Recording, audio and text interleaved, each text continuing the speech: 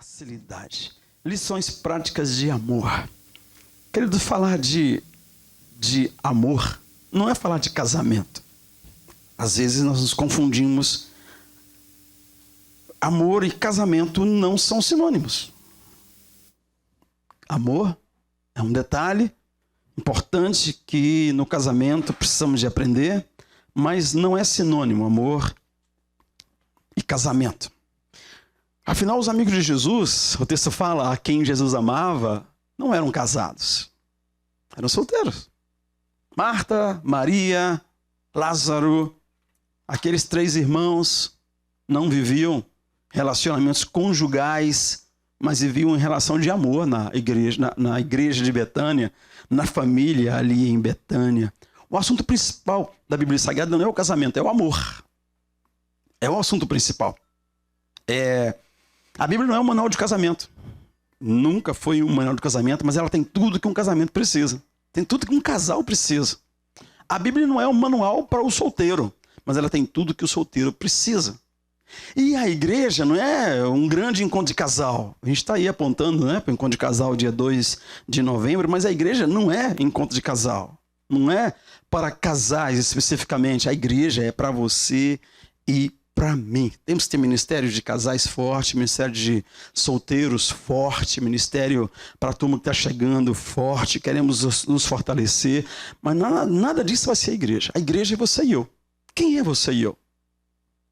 Gente ordinária, chamadas por Deus para um projeto extraordinário, guiados pela luz do Cristo ressurreto. O texto sagrado fala que o Espírito arrancou Jesus da morte. Um processo que implica em, pensando em ser luz para as nações, acender, brilhar e iluminar. A igreja é você e eu. Gente ordinária, chamada por Deus, transformada por Deus, dentro de um projeto extraordinário, e o amor é a base de tudo isso. A igreja é o grande projeto de Deus. E se a gente continua falando, isso que a gente chama aqui agora de gente ordinária, vai chamar lá de gente restaurada, liberta, abençoada, que abençoa, que ilumina as pessoas, que é luz para as nações. Mas temos que entender que começa exatamente assim. O texto que nós lemos, um perito da lei vem testar Jesus, provocá-lo, vem tentar ser tropeço para Jesus. E quantas vezes, né? Também não acontece assim com você e comigo. E aí o inquiridor faz uma pergunta para ele. Mestre, o que eu devo fazer para herdar a vida eterna? Você sabe. A resposta é sempre muito diferente do que o inquiridor, naquele caso, quase o inquisidor, gostaria. E ele respondeu, o que está escrito na lei? Como é que você lê a lei? E ele fez uma resposta maravilhosa. Ele disse, ama a Deus de todo o teu coração, toda a tua alma, todo o teu entendimento. Esse é o primeiro grande mandamento. O segundo, semelhante a esse, ama o seu próximo como a ti mesmo. Jesus disse, ok, faça isso. E você vai viver, vai ter a vida eterna. Mas ele, na realidade, não estava tão preocupado assim com a vida eterna, mas muito mais em gerar um frisson ali, gerar um problema naquela reunião. E eu gostaria que você, cada vez que viesse, que sentasse, um pequeno grupo, numa reunião da igreja, que sentasse para ouvir, realmente quisesse a vida eterna e não quisesse provocar alguma coisa, porque é o Espírito que provoca, é o Espírito que faz, é o Espírito que transforma. Então, quando aquele homem não ficou satisfeito porque a conversa ficou muito redondinha, ele faz outra pergunta, mas quem é o meu próximo? Aí Jesus, de novo, responde de maneira bem diferente do que ele esperava, porque ele fez um ótimo resumo da Bíblia que Jesus lia. A expressão de Filipe Yancey, né? Em relação ao Antigo Testamento. A Bíblia que Jesus lia é exatamente isso. Ama a Deus sobre todas as coisas e o seu próximo como a si mesmo. Por mais que para o judeu, para o povo judeu, regras e leis bem específicas que os diferenciavam dos outros povos, mas pensando na intenção todo o tempo de abençoar todas as nações da terra. O resumo da lei, o resumo da Bíblia Sagrada, o resumo do Velho Testamento, a Bíblia que eles liam naquele momento era exatamente aquele. E aí, queridos, o Senhor Jesus responde para ele contando uma história que você conhece bem. Eu não li a história, mas eu vou narrá-la para você de novo. Uma história que ele tirou da vida cotidiana daquelas pessoas que estavam ali. Não sei se fosse hoje, se ele ia falar de alguma coisa no metrô, algum metrô parando, alguma rua atravessada por causa da maratona hoje, que teve que dar a volta na cidade inteira para chegar no seu destino. Talvez falasse alguma coisa parecida com isso hoje.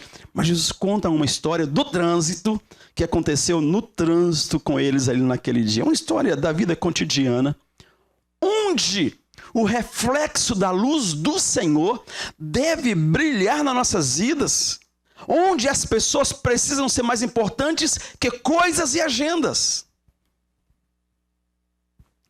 A letra da música estava sua fidelidade é grande, ninguém é como tu. E nós estamos cantando nada é como tu. E eu reclamei aqui, não é nada, é ninguém. Ele não é uma coisa, é uma pessoa. Ninguém é como tu, querido Deus, bendito Deus, grande é a tua fidelidade. Então, na agenda do amor, pensando na lição prática de amor que o texto vai nos mostrar, pessoas são mais importantes que coisas, pessoas são mais importantes do que a agenda.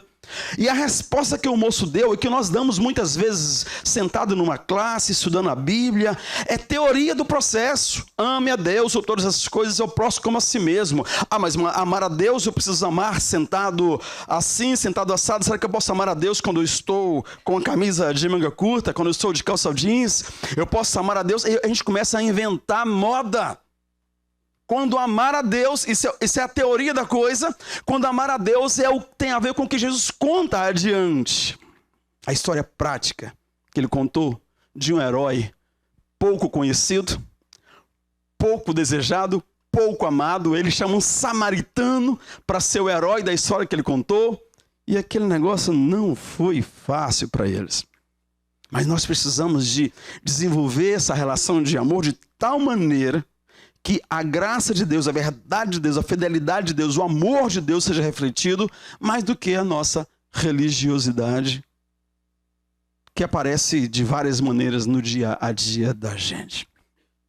Eu vi essa semana uma frase que atribuíram ao Papa Francisco, não sei se ele falou, mas eu achei interessante a frase que fala que os rios não bebem a própria água, as árvores não comem o próprio fruto. A lâmpada não goza, não usufrui da própria luminosidade. E as flores não espalham fragrância para si. É muito legal quando está tudo bem, tudo tranquilo. Mas é muito melhor quando você está abençoando alguém, quando alguém é feliz por sua causa.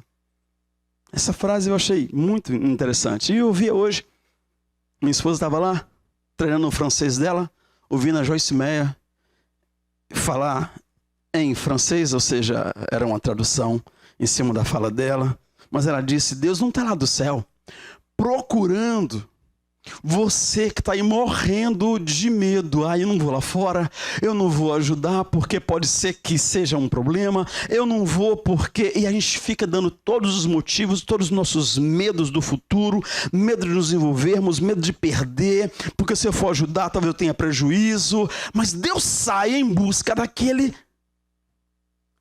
que está buscando alguém para abençoar. E se você sai de casa preocupado, levanta e fala: Senhor, quem que eu vou abençoar hoje? Adianta para mim, Senhor. Dá uma dica aí. Já quero estar lá preparado. Eu quero chegar lá já sabendo algumas coisas que eu vou fazer. É isso que Deus procura, porque o que Ele tem, o dom que Ele tem, o talento que Ele tem, as bênçãos que Ele tem, para que pôr na sua mão você possa partilhar. E aí, a história que Jesus conta é de um herói improvável. Um samaritano que os judeus tinham em baixa estima. Gente de terceira categoria. Sabe essa categoria de gente? Em muitas partes do mundo acontece isso, né? Castas. E a gente estava hoje no nosso grupo de integração e alguém compartilhou que aqui em Montreal já sofreu discriminação. Essa sensação que o outro pensa que é melhor do que você. Qualquer que seja o motivo. Profissão, cor, língua, nacionalidade, religião. E a pessoa compartilha isso com a gente. Então esse moço sofria. Esse herói que Jesus trouxe para a história sofria discriminação. Era difícil ouvir aquela história pensando que o herói era um samaritano. Bom, peraí, a história tá legal, mas esse herói aí, samaritano e herói não combina. Não dá para ser aí um membro da tribo de Davi, da tribo de Benjamim. Puxa vida. Aí, queridos, Jesus coloca aquele homem como herói. Mas a história vai ficando complicada. Porque, além de ser um samaritano, ele tem uma atitude, uma resposta melhor do que o sacerdote que passou, o levita que passou. E ainda ficou mais apertada aquela história, porque, na realidade, ser bom, amar, é muito inconveniente. Cá entre nós, é muito conveniente amar. É muito conveniente ser bom em muitos motivos. E é por isso que a Bíblia nos manda amar. Não flui. É o texto sagrado que manda. E o texto sagrado lá em Deuteronômio 22:4 fala para o judeu que no sábado, qualquer dia da semana, da noite, do dia, você estiver passando no caminho e vê o jumento, o boi do seu vizinho caído no buraco, você não pode deixá-lo lá. Arranja ajuda e tira o boi do seu vizinho do buraco. O jumento do seu vizinho do buraco. Interpreta direito essa história, essa frase, tá? Mas não deixe o animal do seu vizinho, piorou. O animal do seu vizinho no buraco, meu irmão. Agora, a pergunta é, será que o jumento, o boi, merece mais atenção do que uma pessoa? Essa é uma pergunta que fica implícita, não é bom fazer. O homem caído merecia mais cuidado do que... Deixa eu contar a história para quem não conhece. Jesus conta, o moço faz a pergunta, né? Senhor, quem é o meu próximo? Escuta a história. De Jerusalém para Jericó descia um homem, ladrões o pegaram, o espancaram, roubaram, bateram de maneira covarde e julgaram na beira da estrada. Ele estava ali semi-morto. Possivelmente, final de turno. E os levitas, os sacerdotes, cumpriam turnos em Jerusalém. Terminou o turno. E um morava a 100 km de distância, e o outro a 120, o outro a 30. Moravam fora de Jerusalém. Jerusalém era o centro religioso. Mas os sacerdotes moravam fora. Vinham cumprir a escala deles e iam embora. E aí passou o sacerdote, viu o homem, não dava para não ver, marca de sangue, aquela situação ali, mas ele passa de largo. Lá vem o levita, que era o responsável de auxiliar no templo, de cuidar de tudo, de montar e desmontar as coisas, de responsável pelo louvor durante muito tempo, responsável por toda a organização ali. Ele também passa de largo. Mas de repente vem um samaritano. Aí que complicou a história. Todo mundo estava interessado. Mas chegou um samaritano. Parou. Cuidou. Usou o seu azeite. Usou o seu vinho. Usou o que tinha. Depois pega aquele sujeito e coloca no seu próprio animal. No seu jumento. Leva até uma hospedaria. Cuida dele aquela noite. Limpa as feridas. Paga um ajudante ali, porque ele tinha que continuar trabalhando, e fala, olha, tá aqui 2 dinheiros, eu vou, mas eu volto. Se ele gastar, se você gastar mais alguma coisa com ele, eu vou cobrir. É minha responsabilidade. Essa foi a história. História maravilhosa. Não fosse um samaritano como o herói daquela história. Eles passaram, queridos, porque talvez... O sacerdote pensou assim, meu curso de teologia não tinha nada de primeiros socorros. Talvez o levita pensou assim, minha família está me esperando. Os dois pensaram assim, os ladrões podem estar por aí, ou quem sabe aquele moço nem é nada uma vítima, é um ladrão que está ali, e se eu me aproximar eu posso ser roubado, eu que vou virar a vítima, não vou lá. Um outro mais racional, uma pessoa que, sabe assim, mais mente treinada, falou assim, o quê? Já está quase morto mesmo. Se eu me envolvo ali, e ele morre comigo ali perto dele, o que é salvar para mim? Um processo. Não faz sentido. Já está semi-morto. Deus abençoe. E ele também foi embora. Legítimas desculpas, cada uma delas, queridos. Nenhuma daquelas desculpas eram mais ou menos, eram boas. Mas lembra-nos que não é conveniente ser bom. Principalmente quando o nosso ego, nossos projetos, nossos sonhos, né? O amor inconveniente é para isso que Jesus nos chamou. Nós somos chamados para um amor inconveniente. Um amor que provoca, que incomoda. E cada um de nós, é importante lembrar isso, né? Saindo do nosso país, vindo para outro país, Deus tem alguma coisa melhor, especial para você. E esse melhor tem a ver sim com estabilidade financeira, com língua que se aprende, tem a ver com segurança, mas muito melhor. Tem a ver com envolvimento no reino dele a nível muito maior do que seria no Brasil. Mais difícil, mas muito maior, muito mais amplo. E Deus quer que você compreenda isso. Esse amor inconveniente, irmãos, em Gálatas 6,2 fala assim, levai as cargas uns dos outros e assim cumprireis a lei de Cristo. Inconveniente como beijar sapos. Já beijou um sapo, minha irmã? Tem certeza? Bom, beijar sapos é aquela história que você sabe.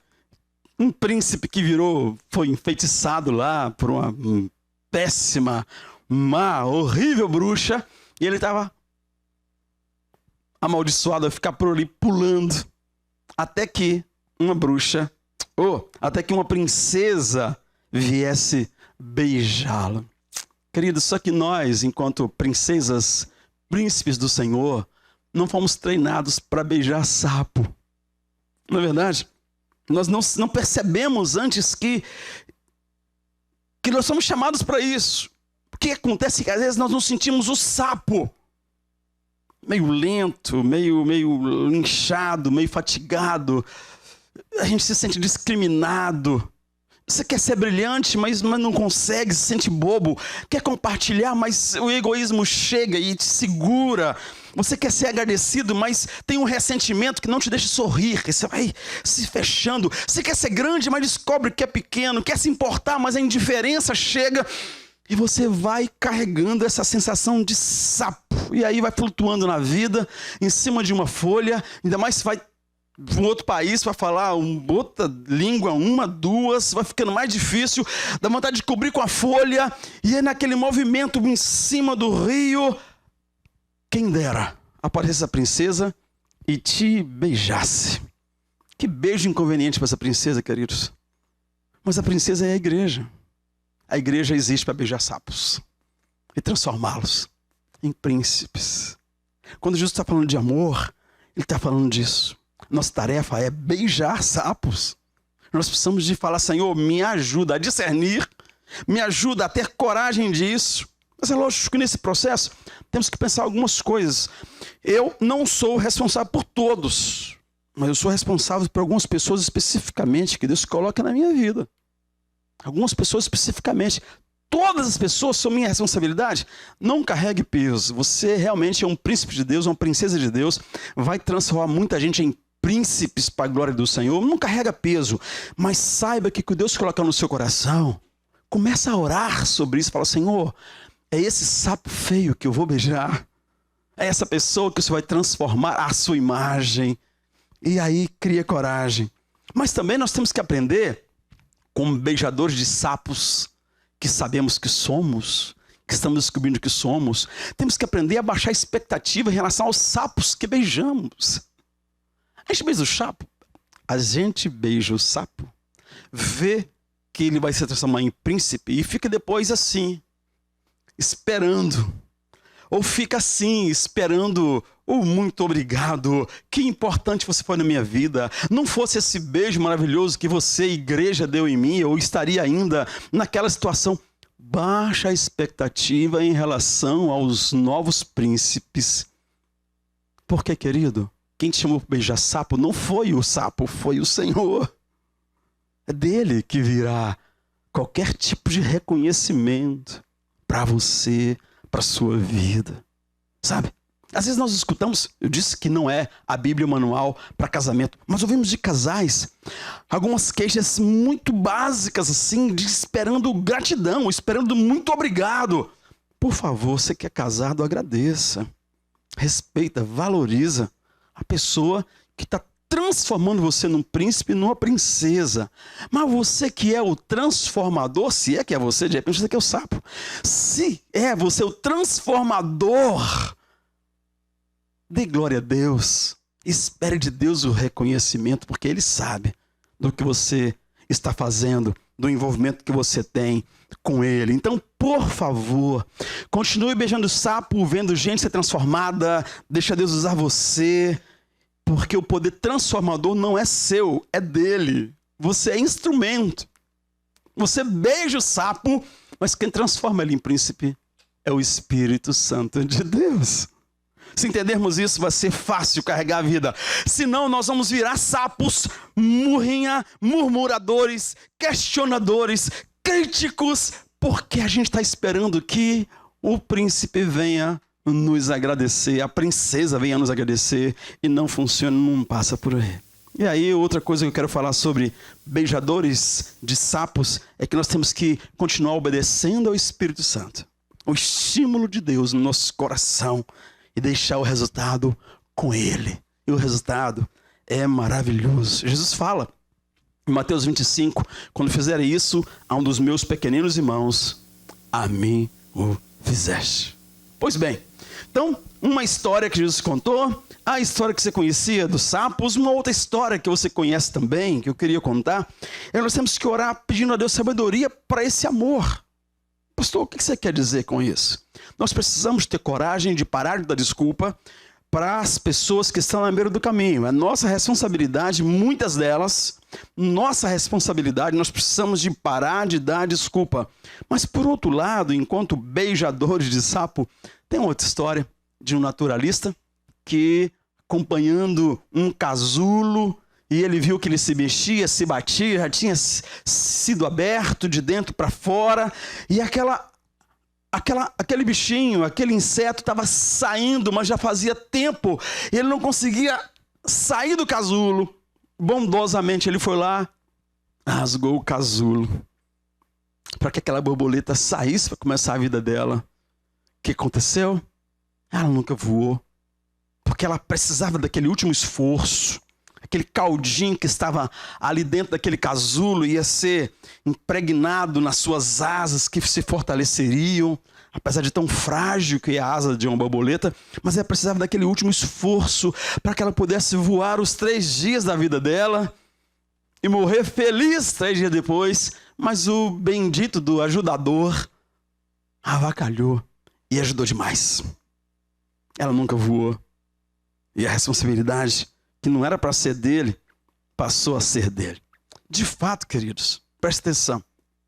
Deus, o nosso Pai, muitas vezes nos coloca em situações muito difíceis, porque Ele tem um projeto de longo alcance para você e para mim. Então Ele vai treinar você aqui e agora numa situação mais difícil que você já imaginou, e às vezes uma situação que nunca aconteceu, e às vezes com recursos que você realmente não tem. Mas Deus está provando você, fortalecendo as suas asas. Ele quer que você voe e que voe longe. E às vezes nós julgamos Deus como cruel. Você não me salvou. Onde está o Senhor, meu pastor? Leia o texto todo. Nada me faltará. Não me faltará exatamente esse tipo de situação de fortalecimento. Não faltará prova, dificuldade. O Senhor é o meu pastor, Ele estará comigo no vale da sombra da morte, mas não faltará o vale da sombra da morte. Então, querida, nossa aflição clamamos, mas às vezes parece que a aflição é o projeto de Deus para aquela época. Então é isso. Lázaro, chamado da morte, Lázaro, vem para fora. Lázaro sai. Como é que Lázaro saiu? Todo enfaixado, todo enroladinho. Jesus deu uma ordem: desatai-o e deixai-o ir. Mas eu imagino que o desatar Lázaro, para liberar aquele ex-defunto, né? Aquele novo ser vivente, sei lá, com 40 anos, 35 anos, 30 anos, mas desatar aquele moço, mas algumas partes das ataduras de Lázaro, ele que tinha que fazer. Cabia exatamente a ele. E tem muita coisa, meu querido, que você precisa de saber que é você que vai fazer. Você tem que fazer. Você tem que tomar iniciativa. A ordem já foi dada. A vida te foi fornecida. Vida eterna, vida em abundância. Mas algumas das ataduras você precisa tirar de si mesmo. Mas deixa-me realmente entrar rapidamente nas lições sobre o amor, na história do bom samaritano, que é muito rápido. Primeiro, ele passa por ali, queridos. Ele não apenas viu, mas agiu. Os nossos olhos são muito mais rápidos que as nossas mãos. Nós vemos muitas coisas. Ah, eu ouvi falar mesmo. Puxa vida, terminou assim. Eu até soube, eu até vi. Mas nós precisamos de agir, irmãos. Aquele moço viu e agiu. E agir é um negócio que aquele homem foi movido de compaixão. O texto fala isso, ele foi movido de compaixão. Não apenas lamentou a situação como vivia, mas ele desceu a miséria dele, cuidou dele. Provérbios capítulo 3, 27 fala: quando lhe for possível, não deixe de fazer o bem a quem dele precisa. Não diga ao seu próximo: volta amanhã, eu vou te ajudar, te darei algo, se você pode ajudá-lo hoje. Provérbios 3, 27 e 28. Então, a primeira coisa, exatamente, de amor prático, é faça. Sai da teoria. O moço religioso, conhecido da lei, sabia tudo, teorizou de maneira maravilhosa, mas Jesus está dizendo assim: sai da teoria e faz. Faz. Segunda coisa é que ele usou o seu azeite e o seu jumento. Como nós temos facilidade de ver, a gente vê a situação e faz o quê? Liga para o pastor: pastor, tem alguém com muita necessidade, eu soube, o cara tá difícil para ele, pastor. Pode ligar, querido. Vai ser uma bênção como igreja compartilharmos. Mas o moço não fez isso. O modelo de amor é aquele que usa o seu azeite, o seu vinho, o seu vinagre, o seu jumento. E foi isso que nós vimos aqui. Não subestime o valor disso. Que quando você terceiriza, é bem legal. A pessoa vai ser grata. Mas quando você se envolve, é Deus se envolvendo. Quando você está ali, é Deus que está ali. Um bilhete gentil. Semana fui visitar alguém que estava numa situação muito difícil. E quando eu cheguei naquela casa, que eu não sabia exatamente se era ali ou se não era ali, foi meio na loteria. E aí eu bati na porta, mas e se não for aqui, se não for a pessoa que eu estou procurando? Tinha um bilhete na porta, tudo enroladinho, bordadinho. E aí o bilhete tinha o nome da pessoa, confirmou para mim que era ali mesmo que eu deveria estar. Alguém já tinha estado ali, não conseguiu entrar, porque não deu, não foi recebido, mas deixou um bilhete tão gentil. Um bilhete gentil, uma refeição quente, um ouvido atencioso. Tiago repete aquilo que Provérbios fala lá atrás, dizendo: levem se algum de você disser, ide em paz, aquietai-vos, fartai-vos, e não dá as coisas necessárias para o corpo, que proveito virá daí? Repetindo o Velho Testamento. Então, a primeira coisa é que você precisa agir. Segunda coisa, doe aquilo que é seu. Doe você primeiro. Terceira coisa, ele fez esforços para ajudar. Já brinquei aqui várias vezes com essa história, né? O ritmo dele mudou. Nunca mais ele saiu galopando, porque ele tinha um doente no cavalo dele, no jumento dele. Mas ele fez um esforço, irmãos. que acontece? O esforço inicial, adrenalina, né? Às vezes você chega ali, encontra alguém naquela situação e você se envolve, vá! Mas daqui meia hora, está pesado esse sujeito, hein? Mas eu precisava de estar lá, não sei aonde, e esse moço está aqui no meu jumento, e o que eu vou fazer agora? O ânimo se esvai, é preciso, olhando para esse homem, lembrar do esforço que ele fez, a compaixão inicial que se acaba. Ele poderia ter deixado na hospedaria, ido embora, nunca mais querer saber daquilo ali. Mas o que ele fez, irmãos? Ele passou a noite curando as feridas. O texto fala que ele curou as feridas daquele homem roubado, agredido na estrada, e ficou do lado dele durante toda a noite. Fazer o bem é inconveniente, fazer o bem cansa. O texto sagrado de Gálatas 6,9 fala isso. Não nos cansemos de fazer o bem, pois no tempo próprio colheremos, se não desanimarmos. Você que está fazendo bem, continua fazendo bem. Você que tem um projeto aí na vida de alguém, insista. Ah, mas ele não quer mais, pastor. Queira você, irmão, insista. Um moribundo não quer nada mesmo, não. Um moribundo só quer morrer rápido. Seja você quem vai carregá-lo, levá-lo e fazer com que aconteça. Fazer o bem é inconveniente e cansa. Que Deus te renove as forças nessa noite para continuar amando. E, penúltimo, ele deixou aquele homem em mãos capazes. Ele tinha a vida dele. Ah, então eu vou parar de trabalhar, pastor? Eu vou largar a minha vida? Não, irmão. Ele não largou a vida dele. Ele se envolveu, mas tinha coisa que não era para ele fazer. Ele deixou nas mãos de quem tinha capacidade para. E às vezes você está envolvido com pessoas, com situações, que chegam a um limite que você precisa encontrar alguém. Encontrar uma situação para encaminhar, para direcionar, para que o processo com aquela pessoa continue. Pastor, um conselheiro, alguém mais experiente, um médico, muitas vezes não prenda consigo a pessoa. Não é seu a pessoa, não é sua a pessoa. A situação para você abençoar, mas a pessoa não é sua. E muitas vezes fazemos isso. A gente que ajuda alguém, ama alguém, começa a agir como se fosse dono desse alguém. Uma relação de domínio. E o amor não é assim. Não é esse o verdadeiro amor. Então preste atenção nisso, em nome de Jesus. Às vezes você está ali só para conectar realmente essa pessoa com alguém. Tem um texto de Provérbios que fala assim: o orgulho só gera discussões, mas a sabedoria está com os que tomam conselho. Está ajudando alguém? Toma conselho.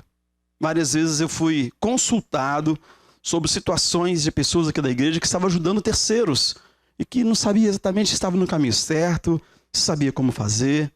Mas por último, queridos, aquele homem prometeu continuar envolvido. Porque um abraço é o início da cura. Que bom que você tem a coragem de ir lá e abraçar. Mas é o início da cura. Ninguém fica curado com um abraço. Sabe? Ninguém fica resolvido com uma oração. Ah, pastor, como assim? Então não adianta orar? Não. É para continuar orando. Essa é a questão. Porque o diabo continuará rondando contra aquela pessoa, contra esse movimento que começou com o seu abraço. E aí, o Senhor Jesus, o Senhor nos lembra no texto de Ezequiel, que ele está procurando aquele que construísse muros, que tapasse brechas, exatamente em oração. O verdadeiro amor envolve oração. Procurei entre os homens, aquele que erguesse o muro, pusesse na brecha diante de mim em favor da terra, para que eu não a destruísse, e não encontrei. Nem o samaritano, na época de Ezequiel, nem o samaritano estava ali disponível para orar. Querido, nós precisamos continuar lutando pela vitória daqueles a quem servimos. E se ele for vitorioso, dê glória a Deus.